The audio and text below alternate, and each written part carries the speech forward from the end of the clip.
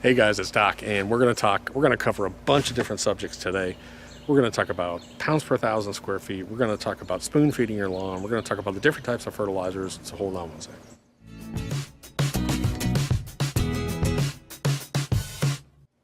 Hey guys, you have to bear with me on this video because I'm trying to cover a bunch of different subjects and I'm just doing it from here. I'm not looking at a script or a piece of paper. And without boring you, because this isn't one of those action videos, but I hope you'll follow along with me, and especially the average homeowner I think can learn something here. So the first thing I'm going to cover before I get going is I want to cover the organic fertilizer subject. There's organic fertilizers or fertilizers that contain organic matter, and then there's a certified organic fertilizer. You have to have a certain label on it to be certified organic, and those are usually very pure food-based type fertilizers, something like a soy-based. The Innova that we use is a certified organic. There are lots of fertilizers out there that have organic matter in them that are not certified organic. To me, I don't really care if it's certified or not. It doesn't make a big difference to me. I just like the performance of the one that I use, and there's another reason why I like to use it versus the other ones, and I'll cover that in a minute. But the first thing I want to do is I want to show you the 4 types of fertilizers. I break the fertilizers down to a spray, a certified organic, a regular organic, and a chemical fertilizer. So let's go to the garage and I'm going to show you the 4 types real quick. Okay, I'm up in my secret hideaway, the garage. And what I'm going to do is I'm going to show you the basic groups of fertilizers real quick, hopefully, and that'll help you understand. So first, let's talk about the spray fertilizer. So this is Super Juice. It's a dry mix, and we mix it with water and we spray it on our lawn. That's the Super Juice. So that would be a liquid fertilizer. So next, let's talk about a chemical fertilizer. So this is something that you would buy at Lowe's or Home Depot. This is what is this? This is like a 2905. So this 2905 is all chemicals. So these chemicals are encapsulated in a slow release process, and they melt slowly on your lawn and they release the chemical. That releases chemicals. Now let's go over, here's something like Milorganite.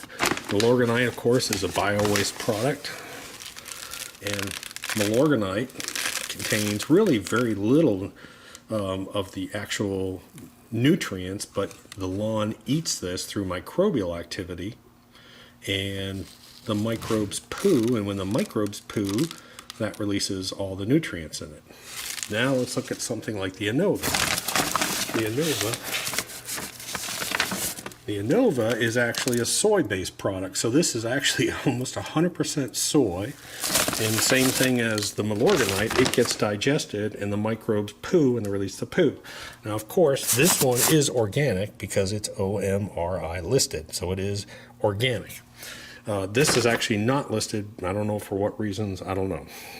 But anyways, that's your 4 basic groups of fertilizer right there. Okay, I'm going to cut in here again real quick, and we're going to talk about organics and the term certified organic versus organic listed or OMRI listed. It gets confusing, but I need to address this because so many people ask. They say, "Hey Doc, is that Super Juice organic?" Let's just clear up the terms real quick. If something is certified organic, that is done by the USDA, and the only things that can say certified organic are things that we eat. So in other words, my wife buys these little rice rolls, and there's a thing on here that says USDA organic. These vegetables, fruits, flour, things that we eat, the end product of what we eat are the only things that can be certified organic. No fertilizers or products that go into the production of the food can be labeled certified organic. They don't allow it. So OMRI started a nonprofit organization, and they put a rigorous testing schedule up for products to be used on people, for people that grow or certified organic produce. That's how you get that seal on your product. Again, to me in fertilizers, it's not that important, but I wanted to explain that so everyone understands. The term certified organic is only on food. You can't say, I don't think you can even put the term organic fertilizer on a fertilizer, because people assume that it's certified organic or listed. So let me give you an example. This, because it has this seal on it, I could use that to grow this, and I could sell this as a certified organic fruit. This, Milorganite as an example, I cannot. If I use this in the production of this, I cannot claim that this is certified organic. And if I use this, I got to wait 3 years before I can grow this again to be claimed certified organic. So it's kind of crazy. Same thing here. Straight fertilizer chemicals typically are not allowed on certified organic, or very, very minimal amount. So I had to cover that subject because I know someone's gonna say out there, it's not certified organic. So that's how it works. Food is certified organic. Fertilizers, if they're actually truly been inspected and passed the OMR, they bear that seal, then it is a listed organic product. End of story. Okay, so now I've shown you the 4 types of fertilizers. I want you to understand something. Spray fertilizers, as soon as you spray it, it goes right into the lawn, starts working within 4 to 12 hours. It's immediate. It's immediate delivery system. Chemical fertilizers. Chemical fertilizers are all encased and they're slow release, and they start working as it rains. They slowly start to release their nutrients over a period of 3 months. So they slowly release those nutrients. Organic fertilizers, think of it this way, they don't have any nutrients in them. You're not putting nutrients on your lawn. What you're putting on your lawn is you're putting out food on your lawn, and the microbes, the microbial activity in your lawn actually eats that food. So when a microbe eats that food you're putting out, it poos, and the poo actually contains the nutrients. You understand that? Okay, so yes, I love saying the term microbial poo. People get a kick out of that. But let's look at it and understand how this happens. You have microbial action inside your lawn. It's a digestive action that's within your lawn and your soil all around. So you have those microbes in your lawn. When you put organic matter on your lawn, the microbes actually eat and digest. There's a digestion process. There's a process that actually breaks all that organic matter down. Then the best way to look at it is the microbes poo, or that activity actually releases all the nutrients. And that's how organic matter and organic fertilizers actually produce nutrients for your lawn. It's not a direct nutrient release, it's actually a process of that breakdown. So you have a spray directly right on. Granular, you're putting your chemicals out, but it's restricted in a slow release product. Organic fertilizers have to be digested by your lawn. Once they're digested, the microbes poo, and the poo contains the nutrients, and that's why it's a slow release process as well too. So understand that when you put out an organic fertilizer, you're not putting nutrients on your lawn. You're putting food out on your lawn. So let's explain, now that we know that information about how granulars work and organics work, this is where something like super juice really comes into play. I can come out here in the springtime when my microbial activity is very low in my soil. I'm not going to have a lot of digestion. It doesn't make sense to put out the Innova organic fertilizers during that period. So I'm going to come out here and we're going to treat for the first 4 to 6 weeks. We're going to be treating this lawn with nothing but super juice. That's it. It's only going to get super juice. Then once the temperature warms up, maybe like late April, when we start to get into the days where we're starting to touch into those 80-degree temperatures, April and May, that's when I'm going to put out my organic. You're pretty much wasting organics a lot of times if you're putting them out during cold temperatures when it's cooler. Your microbial action is very slow, so don't put them out. Wait until it warms up a bit. Again, late April for us in Georgia, that would be late April, maybe in May, where temperatures start to touch into the 80 degrees consistently during the daytime. That's when you want to put out an organic-based fertilizer. But I really don't like to put down my granulars in the springtime until a little bit later. I like to control my release because I'm looking for those fertilizer windows. 5 days of rain comes in, I'm not putting fertilizer out. I may get growth surges, I may get granular movement, I may get leaching. So I'm going to wait because the springtime's really weird with all this rain. So I'm going to wait for my fertilizer window. 3 days of rain and I see 4 days of sun coming up. As soon as that rain stops, I'm going to come out and I'm going to treat my lawn with super juice. Now it's sitting out there, it's gotten all the nutrition it needs, and I'll come back out and then I'll watch the weather pattern again. Again, I use my supplemental sprays, the Super Juice, based on the weather and temperature patterns, especially in the spring. I like to have total control of that, and that's what it gives me. It gives me that total control to be able to come out and hit it and hit it and hit it. Remember, Super Juice is a very mild formula. You're not going to burn your lawn, even if you put it out in the 14-2-4. It's a very small amount of nutrients, and that's what spoon feeding is. Spoon feeding is defined as putting out a very small amount of nutrients on a more regular interval, and that's what golf courses do. Golf courses will go out every 7 to 14 days, and you'll see them spraying in the spray trucks. They'll go out there on their greens and on their fairways. They'll go out and spray. They get a real hot drought come in, they'll stop the treatments. They just do a lot of visual interpretation. They test the soil, and they know exactly what they can put down. So let's go back to these test strips over here for a minute. As an example, this first test strip over here, now this is a little too early to be fertilizing, but we're going to do this anyways. This first test strip over here, we have just Milorganite down. This middle strip we have right now for the next 4 to 6 weeks is Super Juice only. And then on this one right here that looks a little green right here, what I did is I put down the chemical fertilizer and Super Juice in combination. And so we'll monitor those over the next 4 to 6 weeks. And then in that middle strip, what I'm going to do is once the weather warms up, that's when I'm going to apply my organic. There's no reason for me to be putting organic fertilizer down at this time of the year because the microbial activity in my lawn still is pretty low.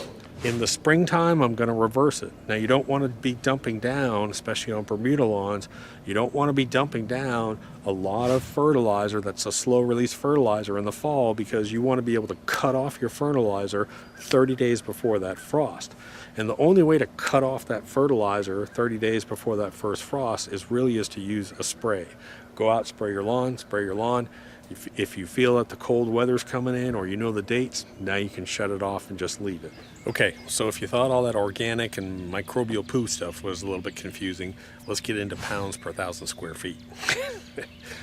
I'm just going to pull some arbitrary numbers out of the air. If you have a clay-based soil, 1 to 2 pounds per growing season per 1,000 square feet. Let's just say that's sort of an industry standard. If you go and do research, you have a Bermuda grass lawn, 1 to 2 pounds per year. Sandy soils, if you're out by the coast or if you're in an area that has a sandy soil, doesn't retain a lot of nutrients, you're gonna have to up that 2 to 4 pounds per year per 1,000 square feet. Okay, so let's work with those numbers. So let's say you want to put 2 pounds of nitrogen on your lawn. So if you want to put 2 pounds of nitrogen on your lawn per year per 1,000 square feet, a good 30% of that's going to be lost. Whether you got leaching, whether you got runoff, whether it's the environmental factors that actually nitrogen disappears. I'm not going to get into all that. But let's say 30% of that just goes away, is never available to your lawn. So you're truly putting down 1.5 pounds of nitrogen a lawn. So let's say you have, 260 growing days in a year. So divide 1.5 by 260. So what I'm going to do real quick is I'm going to show you a pound of nitrogen, 1.5 pounds of nitrogen, and then I'm going to show you what your lawn needs on a daily basis. So hold on. Okay, so let's look at 1.5 pounds of nitrogen. How much is 1.5 pounds of nitrogen? So let's go here.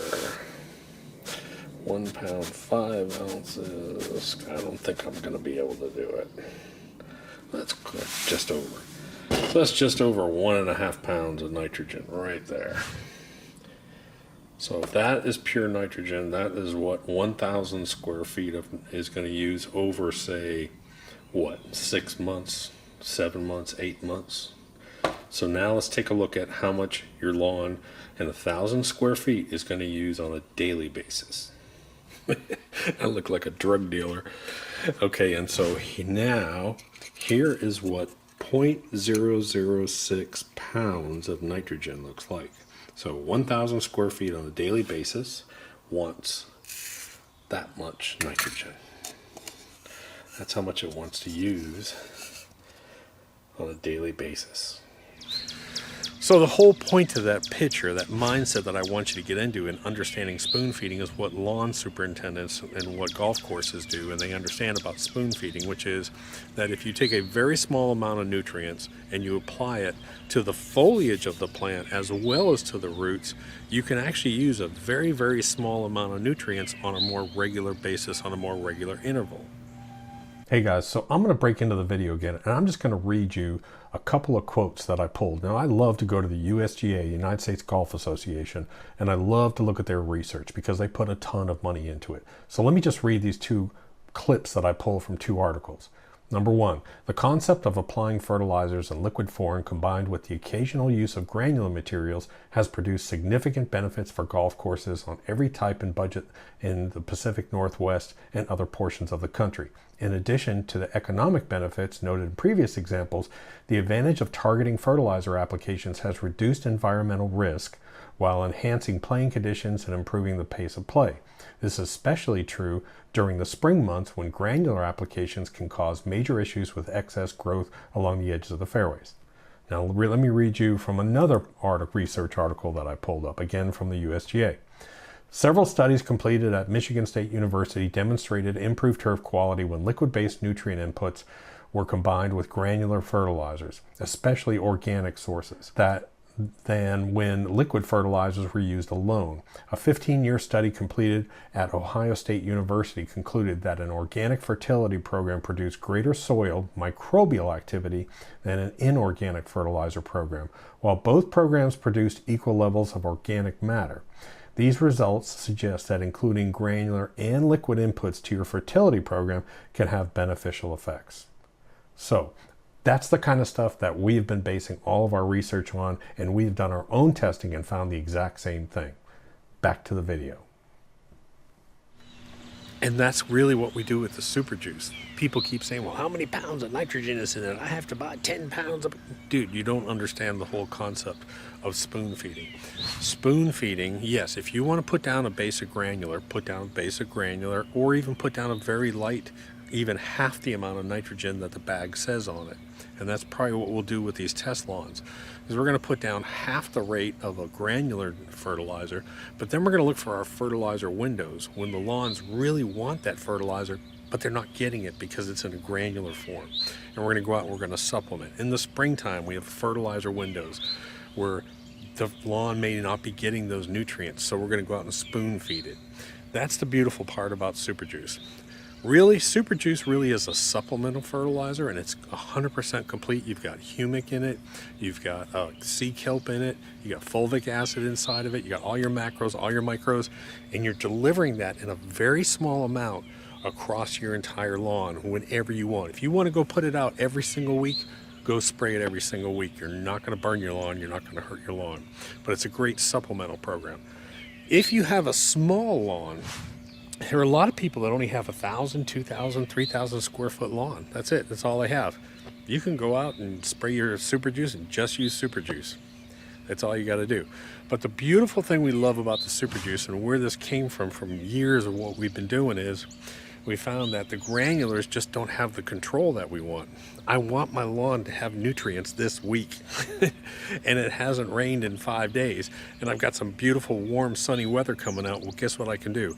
I can go out with my super juice and I can treat my whole lawn, and I feel comfortable knowing that my lawn is out there getting these nutrients. It's the same thing we do in golf course greens and in tight fairways. A lot of superintendents, they have that exact control.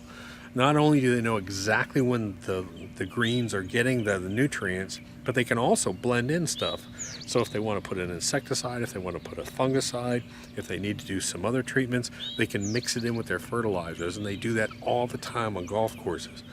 Golf courses all the time, when you see them out there spraying, very seldom are they just spraying a fertilizer. They're usually doing multiple treatments. So they're out there spraying multiple treatments, and that's what I do with mine too. I'm usually mixing something else in. So that's the concept of spoon feeding, and that really is the concept of super juice. It gives you that total control to be able to go out in these little fertilizer windows and be able to hit your lawn with a nice light coat of total and complete nutrients whenever you want. That is spoon feeding compared to just dumping pounds of nitrogen on your lawn. All right, so if you've stuck with me this long in the video, I got a surprise for you. Not everyone's gonna see this surprise because they stopped watching this video 5 minutes ago. The other day when I went out fertilizer shopping, I got really frustrated. I was out looking for fertilizer and I just couldn't find a decent fertilizer. You go to the big box stores, you go to Walmart, wherever you want to go, pretty much all you're going to find is weed and feed. Why? Because weed and feed is the #1 SKU in the fertilizer industry. The average Joe Blow homeowner is just going to grab a bag of weed and feed and dump it out on his lawn. You can't find a decent fertilizer. And let me tell you the requirements. So I got on the phone with Professional Turf Company, one of the largest out there, especially for the golf course industry. And I said, I need a favor. I want to know if you can make this product for me. I want, #1, I want small bags. I don't want 50-pound bag of fertilizer that I can cut open.